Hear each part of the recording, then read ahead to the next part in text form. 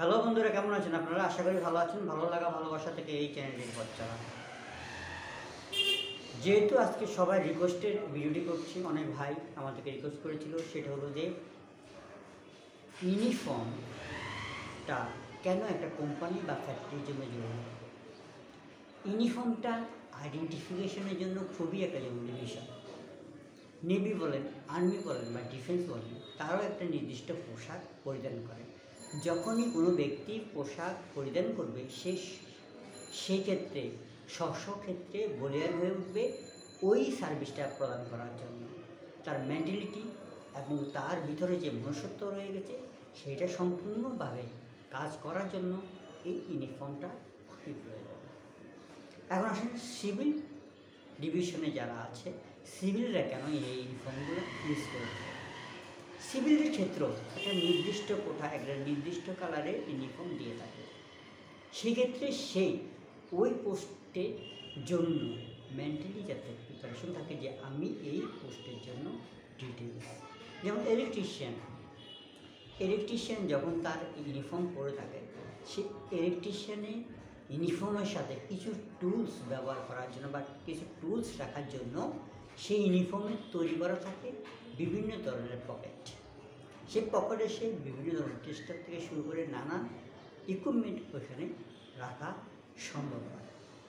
আরেকটা জিনিস হলো, যখনই সেই এই ইউনিফর্মটা পরিধান করবে সে মেন্টালি সেই ওই পোস্টের জন্য ডিটেল, এবং বাইরে যারা আছে তারা অতি সহজে আইডেন্টিফিকেশন করতে পারে যে এই লোকটা আমার টেকনিশিয়ান, এই লোকটা আমার ইলেকট্রিশিয়ান, এই লোকটা আমার অফিসের পিও বা অ্যাসিস্ট্যান্ট বিভিন্ন ধরনের হয়ে থাকে।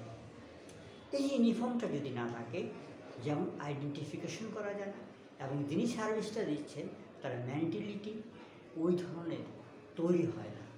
আপনি দেখেন, এখন সিভিল লোককে দিয়ে আপনি অনেক কাজই করাতে পারবেন, কিন্তু মেন্টালিটিটা তৈরি করা এত সহজ না।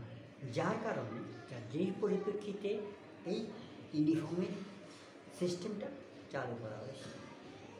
শুধু এই দেশে না, বহির্বিশ্ব তো দেখেন বড় বড় পোস্টের জন্য কিন্তু বা বড় বড় পোস্ট নিয়ে যারা বসে আছে তাদেরও এক ধরনের ইউনিফর্ম ব্যাপার।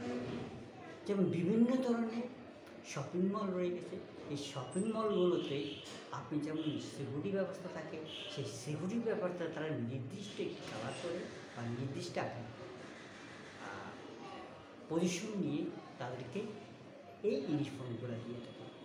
আজকাল দেখা যায় বিভিন্ন মোবাইল কোম্পানিগুলো বিভিন্ন ব্র্যান্ডের কালার দিয়ে, বিভিন্ন মনোগ্রাম দিয়ে এই ধরনের ইউনিফর্ম ব্যবহার করে থাকে।